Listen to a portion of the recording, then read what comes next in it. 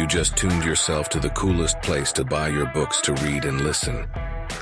It is the site where readers find the niftiest books, awesomest stories from the coolest authors. It is the place that books a lot. Okay, ladies and gentlemen, welcome to Book Selfie's Books on Fire live book sales. Episode number, let me make that correction. Wait. After successful completion of 5 episodes, welcome to episode number 6. That sounds much better.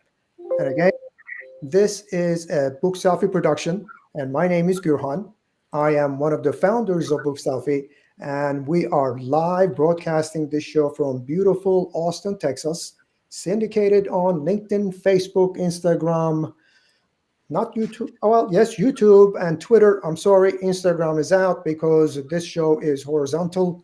Instagram is vertical. We can't fit all these many people into a vertical screen, so Instagram is up. So, life. I don't like much Instagram anyway. So, we are doing this because as Book Selfie, we want to give you a different kind of book buying experience that is beyond scrolling through those little thumbnails and trying to read the reviews. This is live book sales event. We invite the authors, reviewers sometimes, and talk about the books, crack jokes, and then some. So that you enjoy the show and purchase your books with a big smile on your face as a reader. And at the same time, you just need to go to bookselfie.com/live, where you will see the books that we are featuring today and purchase them. Once you purchase the books, download our Book Selfie app, log in with the same credentials that you use on our site, and the books will simply show up on the app for you to read or listen. By the way, if you scroll down to the footer of our site, you will see the links to download our app. And today we are going to have a little bit of a different show. Now, after I finish this introduction, I am going to step aside and let the ladies, as you can see, take over, as if they haven't already taken over everything in the world. My co-host, Jennie Rosenblum, will be introducing the books, which are all written by women authors, as you can see, and having a nice chat with each one of them about their book. I'll be on the sidelines playing Vanna White, if you remember that show. Showing this, showing that. Oh, everybody remembers that show. Yes, everybody, show your age. Now, here's today's agenda. We are going to start with Lisa Tals. Again, my Turkish accent may be getting in the way. And follow it with Hilary Berger. Then we're going to have a nice talk with Yvette. I said that right. And we're going to have a little message from Book Selfie. That would be me. And we are going to insert a little session with all the authors before we finish our show. So let me introduce my co-host, Jennie Rosenblum. Remind you that she is actually a Texan. And best of all, she is one of the greatest editors in the United States. I know, as soon as she gets online, she's going to water that one down. But hey, I said it anyway. But nevertheless, if you want to contact her, her website is jenniereads.com. I am going to include that link in the description below and contact her. There you have it. You have a great editor. So let me get Jennie online. I'm going to make her bigger.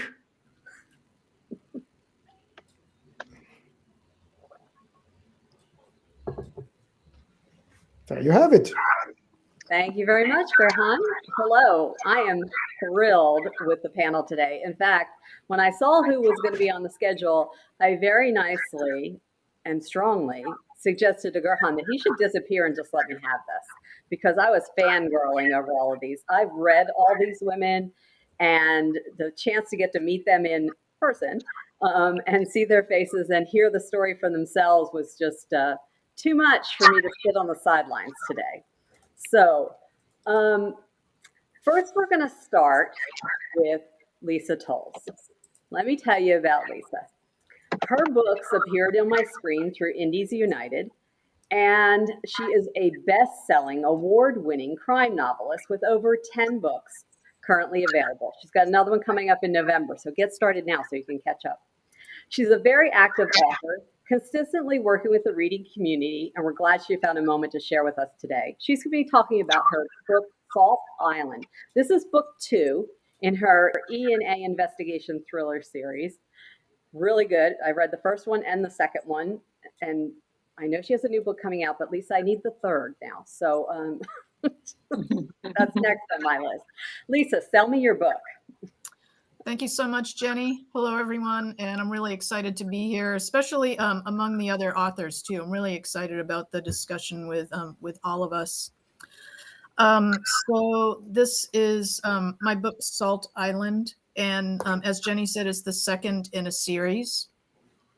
And the series chronicles Marissa Elwin, a former CIA analyst, and her partner, Derek Abernathy. They form a private investigation firm, and they investigate a murdered college student in the first book. And then in Salt Island, they investigate espionage and eco-terrorism.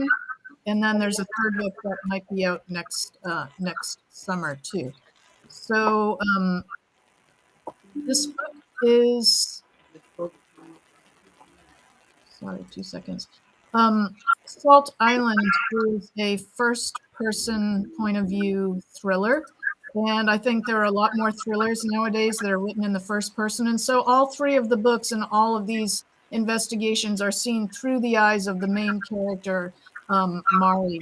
And she has kind of an interesting past. She's a former CIA agent. She got shot in the line of she got shot during an investigation, and she kind of pulled back and realized, I don't know if I want to be doing this anymore. And she decided to open a private investigation firm so that she could kind of take a couple steps back, not be so visible, not be so vulnerable. And she's really kind of reinventing herself right now. And she has kind of an interesting relationship with the minor characters because her father was a CIA agent and a spy and was basically gone her whole childhood, and she learned to do everything herself. And now in these 3 stories, she has a partner, and she has and she has the chief of detectives in Los Angeles who are always looking out for her and supporting her, and she doesn't really want that support. She's done it all herself. She doesn't want people worrying about her, fussing over her, making her feel vulnerable. And so that creates kind of some tension in all 3 of these books, knowing that she is interdependent on her team, but really wanting to be that kind of strong, powerful, central force in her life. And so there's a lot of conflict there. So that's a little bit about Salt Island. Thanks a lot, Lisa. Can you give us a really quick blurb on what's coming in November? Yes, what's coming in November is a new standalone thriller. And I have to say, I write mostly standalone thrillers. The E&A series is the first series I've ever written. So what's coming is a standalone thriller, a psychological thriller called Terror Bay, about a San Francisco homicide detective, who's shot in the line of duty. He is in a coma because of a head wound. He kind of experiences this woman talking to him, and he sees her in a coma. When he emerges from the coma, he has this suddenly newfound quest to determine, is she real? What does she want from me? And that becomes like the kind of like the centerpiece of his life going forward. And so while he's investigating that, he discovers family secrets, buried treasure, and a hidden shipwreck. Wow. That's Terror Bay, coming out November 29th. Okay. Thanks a lot. We'll get back to you after the commercial break. Can you pick up your book and show to us? Yes. Awesome. Well, thank you so much. That's great. All right. Next, I'd like to introduce the second author on our panel, Hillary Berger. Hillary's coming to us from the opposite coast of Lisa. She's not only an author, but she's the founder and CEO of Work Like a Mother. This encompasses an award-winning program. She is a trauma psychotherapist. She is a holistic career counselor. She has over 25 years of experience counseling moms to help them integrate and rebuild their professional purpose. And now she's making all this knowledge and research and studies she's done available for guidance for everyone through her books. I have to say, I really wish I had found her 25 years ago when she was starting, because I would have been right there on her coattails trying to follow along to everything when I was trying to find myself. Hillary, can you tell us about your book, Work Like a Mother? Yes, I'm so delighted to be here, and I'm really thrilled to be with the other authors and with you, Jennie. Yeah, Work Like a Mother is really rewriting the script for a mother's career and wellness journey. That is the title. It is really in honor of all of the women over the past 20 years that have worked and been by my side as we have created a more realistic, truth-based framework around the realities of the experience of women trying desperately to integrate the roles of being a mom, of being a professional, and of having mental health and emotional well-being. And there has been very little, if any, truth or realistic framework that reflects the realities of women's experience. And this model has been designed throughout the experiences of thousands of women now. And really what it does, when I think about the primary loss or concern, is that moms, when they unsuspectingly decide to leave their careers to raise their children, have no idea of the loss of confidence, of relevance, of parts of themselves that they never imagined would be no longer available to them. And so Work Like a Mother is actually a way to integrate and honor the choices women make about raising their children, but also to be fully aware and fully intentional about integrating a woman's skills and professional interests and mission and purpose into their lives across parenting stages. And so it's really a rewrite on how women conceptualize their lives and their roles. And it has transformed the lives of thousands of women. And that is why I wrote the book, because it needs to be shared. And mostly what we want to do is legitimize motherhood as an integral aspect of a woman's career journey, and to sort of disrupt the outdated narrative about the roles of women. And that is the essence of Work Like a Mother. Now, Hillary, this book is interactive, right? It's written in a workbook format so people can participate as they go. It is. This workbook is designed as if a woman was actually running through one of the courses that I offer throughout the year. And yes, it is interactive, and it can be self-guided. It's actually a wonderful vehicle for a group to use, or a class to use. And so the focus is, this is designed for any woman who is feeling like they don't have the access to their best self that they know they want. They don't know how to name it, or maybe they don't have the language to describe what's hurting so much. But you know what? Everybody is meant, regardless of how they choose to parent, to fulfill their own promise, their own dreams, their own goals. And we must be mindful that women come into motherhood often educated and professionally accomplished or very much aware of their capabilities and competence. So we want to keep that integrated. So yes, this is interactive. Great. Thank you very much. And I'm serious. I really wish 25 years ago, when I was trying to figure out how to keep a career and kids and do the whole thing, that I had had this, because it would have been very helpful. Thank you so much. Yeah. I'm thrilled to bring it to the public, and just so thankful to be able to share it. Thank you so much. All right. Now we're going to introduce Yvette. Yetta Yvette. And I have to tell you, I read your book that you're highlighting today a few years ago. So I sped read it again this morning because I wanted to make sure I had the right one in my head. Okay. Yetta is an author, screenwriter, poet, entrepreneur, cosmetologist, and model. And in her spare time, this is why she looks so good, first of all, on the screen. She knows how to do this. Oh, thank Her you. bio says she's a bit of a workaholic. Welcome to the club. I can totally relate.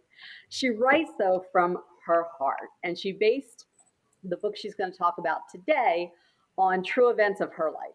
Now, I have to tell you, her book, Age Ain't Nothing But a Number, is incredibly revealing and brave look into her mind.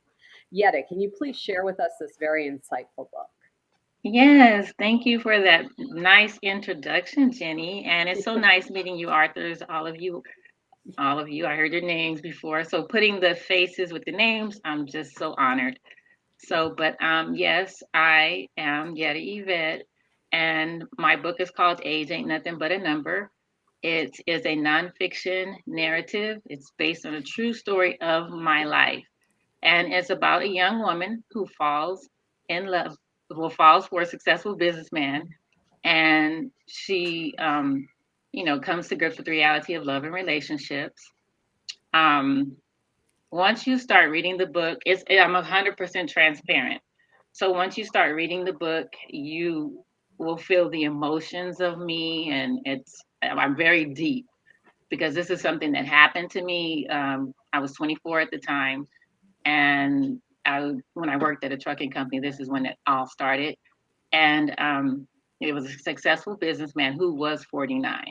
So, but it's a story of love, trials and tribulations, and loss and redemption. So I wrote the story in the case for anyone that could be going through a similar situation.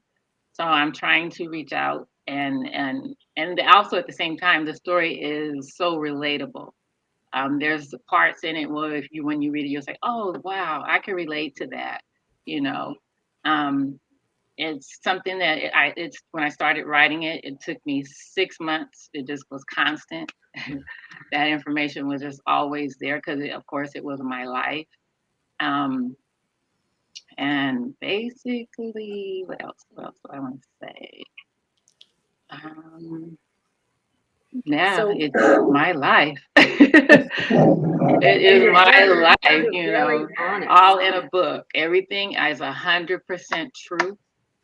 We're in the process of, because it's so truthful, to adapting it into a movie. I have written the screenplay for it already.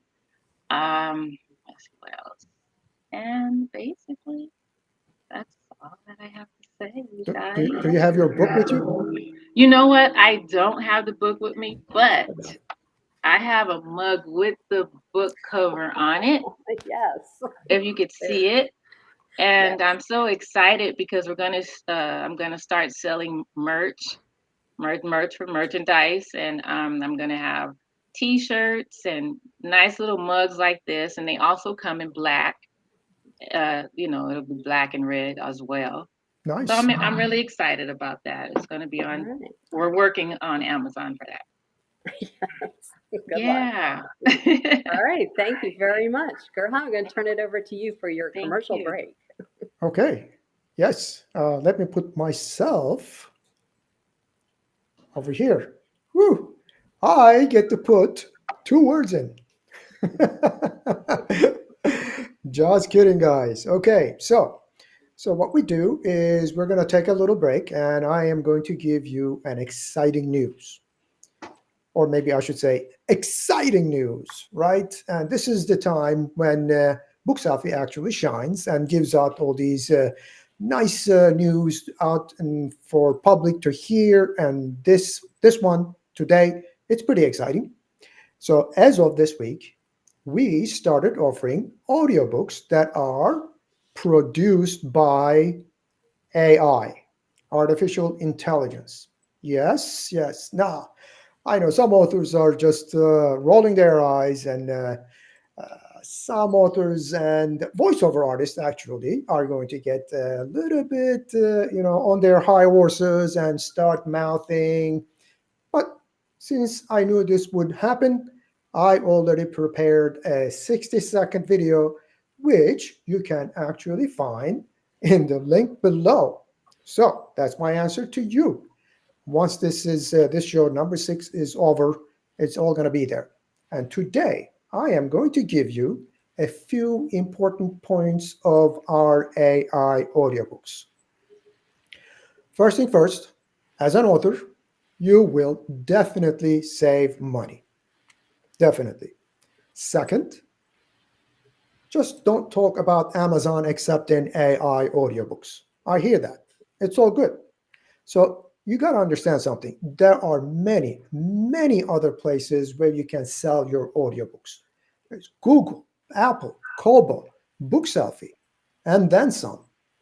And instead of paying ten, maybe $15,000 for your audiobooks, so that you can actually put it on Amazon and try to sell thousands of your book to get your investment back, right? To recuperate your money, you should invest, say, maybe thousand, maybe $1,500 instead of $10,000 or $15,000, right? And sell it on the other platforms to actually make money. Be smart, guys. Be a business savvy author. This is not much of a brain surgery here. And yes, we produce AI audiobooks that sound closer to human voice. We have accomplished that. I am giving the link below again, where you can listen to them yourself. And while you're at it, you can also order your audiobook on the same page. Now, this was the end of the message. Back to book, back to Jennie. Okay, Jennie. I'm ready. I have to tell you that Gurhan sent me some samples of the AI books, and I could not tell that it was not a human doing it. I was entirely impressed. I was very skeptical. I told him, no way, this is not gonna, no. But I've listened to several audiobooks recently for another project I'm working on that were not as good as the samples he sent me. And you can do inflection, you can do accents, you can do different voices. It was very, very impressive. And the way that he then enhances the audio was great. One thing I forgot to mention with all of these ladies, and usually Gurhan gets on my case for this, if you would like to order any of the books that you're seeing today, all you have to do is go to bookselfie.com/live, which there's going to be links below, and you can order all of these ladies' books, as well as take a look at some of the other stuff they've got, because they have some incredible stuff out there. So now I'm going to move on to a little bit of a panel discussion, because when I saw these three ladies and started thinking, they all write about women and the strength of women. So I sent them a couple questions of things that occurred to me that I want to know. Hopefully you out there want to know this also. It's going to be casual. They can just jump in where they would like. But we're going to start with first, what was the thing in your life, either inspiration or experience, that was the catalyst that said, okay, I need to write a book about this? Who would like to start? I'll start. Okay. Okay. Yeah. For me, there was no intentions of me writing Age Ain't Nothing But a Number. But what happened was I received a calling to write the book. So God's calling just stayed right here in my ear. And at first I didn't, I kind of just shrugged it off. I didn't obey it.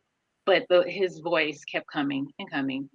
So, because I questioned why did I go through certain situations and I just couldn't understand why things happened the way that they did. So when I got the calling, it all started to make sense. Even before, like when I was in college, I said, oh my gosh, it's like the light bulb went off. And I'm like, oh my gosh, that's why I went through everything I was going through. So I'm a firm believer that we all go through things for a reason. Nothing happens just to happen. There's a reason, but you have to dig deep and figure out the reasons. So once I received the calling, I was on it then. I said, okay, because it just kept coming and it was just stronger and it was harsher. It was almost like you're not listening to me, you're not obeying me, like my mother or my father telling me to do the dishes and I'm not doing it. It's like getting a girl and get those dishes done. So it was like, okay, I gotta, listen to my Heavenly Father and I gotta do this. So I started doing writing and it just came, just everything was just, and it took me 6 months to complete it. And I'm just so proud of it. I'm very, because I never dreamed of really actually being an author. This just came out of absolutely nowhere. But even though in college I was told that I did have a gift, a talent to write, and at that time I said, I don't have time to write no books. I'm not an author. I just don't want to do this. So I didn't want to do it. I'm glad you did. I'm doing it now. So it it is what it is. And I am an author of Age Ain't Nothing But a Number, and I'm so proud of it. Thank you, God. I'm glad you did. Lisa or Hillary, Hillary, you have an experience? Oh, yes, absolutely. Well, you'll see the first chapter of the book is actually my own experience of the very, shocking and surprising motherhood journey that I had. I have 4 children, couldn't wait, and still consider myself a very fulfilled stay-at-home mom, but who actually really figured out how to integrate myself and my vitality and my talents into my life while parenting. But what occurred to me, and the reason for the book, was that we are surrounded by millions of women, um, and myself included at the time, where there is no framework or language where we name the issue that so many educated, smart women who have dreams of their own, what occurs for them when they do what they think they're supposed to do and they have children. And you know what? There's no doubt that being with children when they're young and throughout their childhood is a blessing and a gift, and it's a choice that we all make. But today, as I mentioned, women come to this role with an identity that is shaped often by very clear knowledge of their capabilities, their goals, their competencies, and the outdated model of having that all just in one swoop get, taken away. And actually to walk away is really, to me, a very insidious, outdated, dangerous narrative. So for me, writing this book was about naming the problem, legitimizing motherhood, and finding a process and a method to actually be the mom that we want to be if you are choosing to be a mom. But also, under no circumstances does that mean that you need to give up your own vitality, relevance, earning power, because life is not simple, and so really this was based on my own experience, and that is why I guess ultimately I wrote the book. Thank you, Hillary. Okay, Lisa, you write fiction, so anything from your life get into these books? Are you a PI on the side or anything? I wish I was. I am literally a PI wannabe. I've had that bookmarked in my bookmarks about going to private investigation school and getting a certificate. I want that so bad. So there wasn't like, I can't pinpoint like an aha moment about what led to this book, Salt Island, the second in my series. But I just want to echo what these two amazing women with me have said. Me as an author, writing this book and the character, through the eyes that the story takes place, is all about trauma. It's all about what we do with trauma, how we allow trauma to transform us and improve us. And like Yetta said, being willing to dig deep.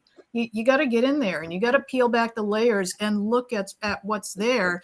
Because like Yetta was saying, if you don't listen to what that voice is, if that voice is God, or if that voice is your deepest self, if you don't listen to it, it's going to keep talking to you. You can try to ignore it. Like you can run, but you can't hide. Right. And so Mari has a lot of things that she's running from. All three of the books in my series are about secrets. Salt Island is about corporate corruption. I've worked in corporate America for 20 years, and it's also about eco-terrorism, and being environmental stewards is very close to my heart. I did my MBA dissertation on fracking, this alarming oil and gas process that just decimates the environment, and it's a complicated issue. And I got to draw on some of that research for this book, so that was kind of my pulpit in a way, using that. But it's really about the character and what she cares about and what she's running from and what she eventually comes to terms with in the end. And what she comes to terms with is herself and self-knowledge and actualizing her power. So I'm so inspired by Yetta and Hillary and what you're saying. And yeah, so we have different books and different types of genres, but in essence, we're all talking about the same thing. Exactly. You are so right, Lisa. Yes. All right. All right, ladies. So who inspires you? Either real or fictional, because there's some characters that I'd like to be more like. Well, but either in your life, personal life, or in your reading life, who's your inspiration? For me, my inspiration is my mother and my two younger sisters. They are some strong women, and they're so loving and caring. And, you can't not like them because they have wonderful personalities. They're generous. They give you their all. And it's just a pleasure being around women like that motivate you every day to be a better person. Because that's what it's about in this life, is to be the best person that you can be. Yes. And those are my inspiration. Hillary, who's yours? It's such a great question, and it's lovely to have the chance to reflect on that. The first thing that came to mind was the expression and the images of the women I meet every time I begin a new course, which is around this topic of being vulnerable and really fighting for our own vitality and not understanding what happened. So it is the women who I've had a chance to work with who show their vulnerability, who bring with them, ability to share their pain and loss, even though there was no easy framework to discuss it, right? Which is really why Work Like a Mother exists.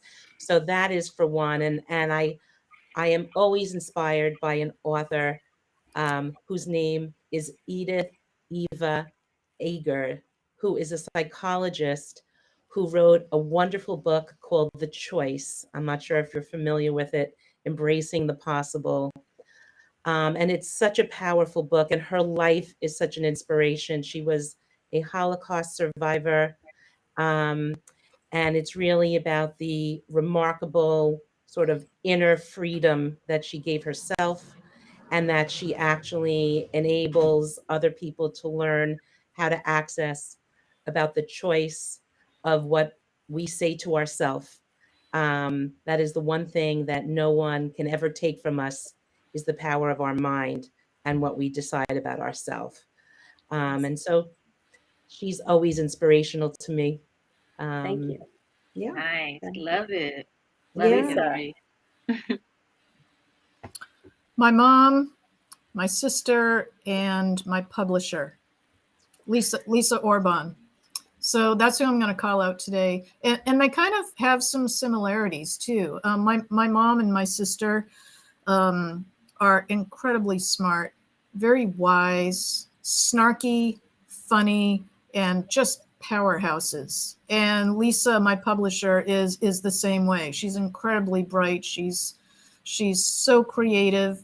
She's a really savvy businesswoman and visionary, but she's also her own endless well of creativity too. She writes and she generates ideas, and she's amazing. And Yeah. looking at these three women, they inspire me to keep going and pushing through obstacles. And when I doubt myself, there are kind of the faces that sort of emerge saying, you can do this. Yeah, it doesn't have to be perfect. If it's not perfect right now, that's okay. Just put a check in the box and keep moving forward, keep iterating. And yeah, that's my inspiration.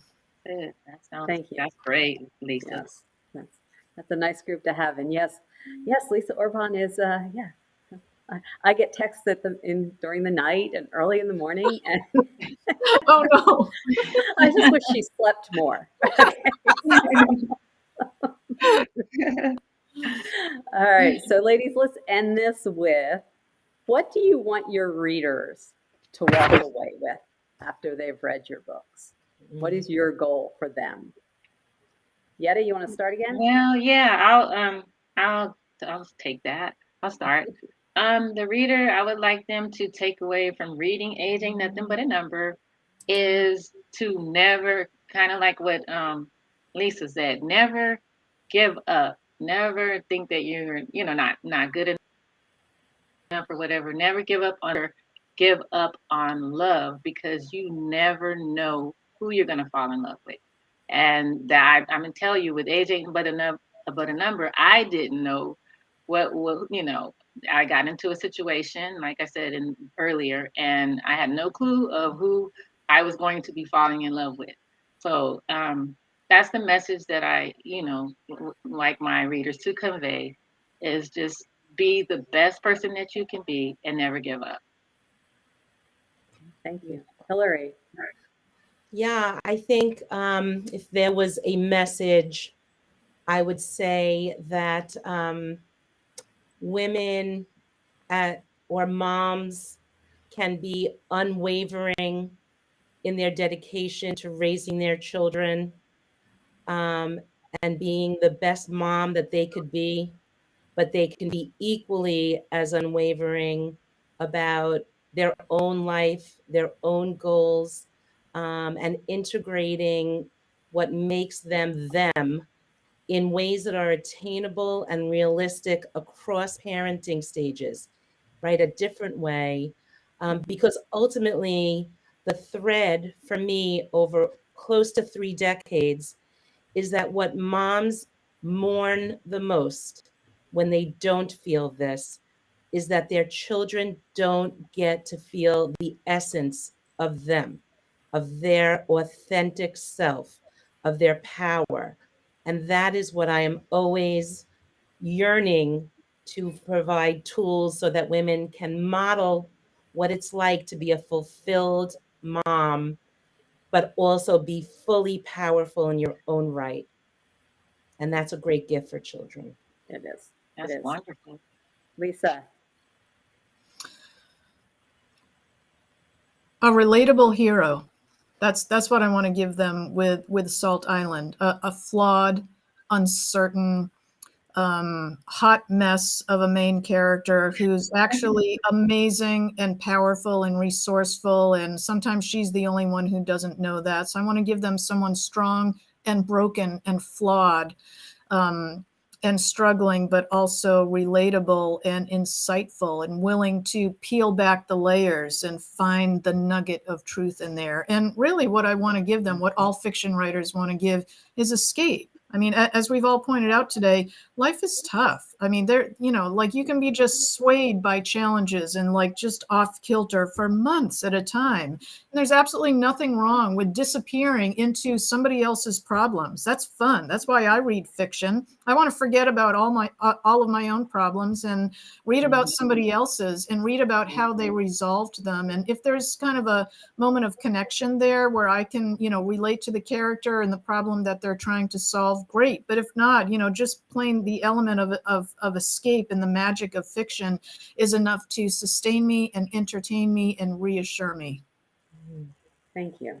Well, I got to tell you, ladies, this was a whole bunch of fun for me. I made my day. I thank Gurhan for indulging me and letting me do this, but I just could not resist the opportunity to fangirl a little bit with these three authors, and I'm so impressed with all their work, and I look forward to hopefully more from all of you. Thank Gurhan? you, Jennie. We appreciate you for that hot seat you're in. You did a great job. Great job facilitating. Yeah, thank you, Jennie. Yeah, you really did a great job. Thank Hillary you. and Yetta, lovely to meet you.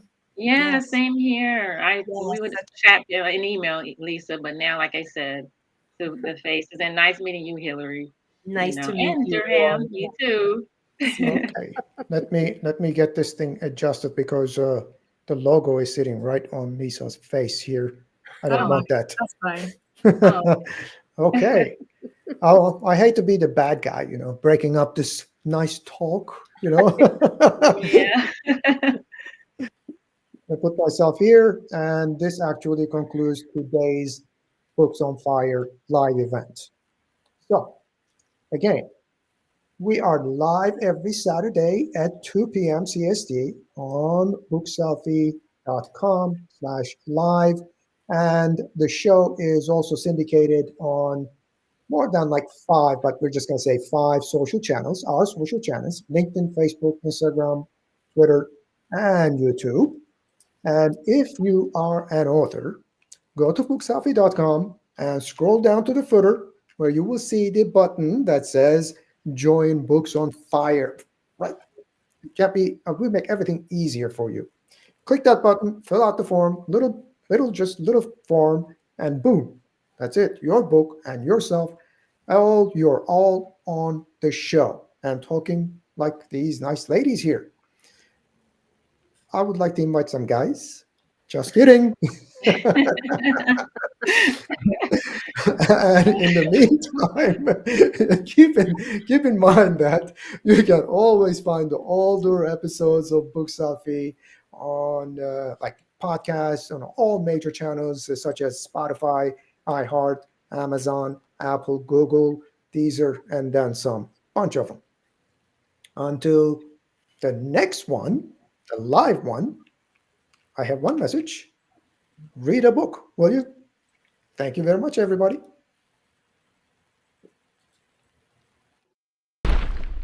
Welcome to Book Selfie.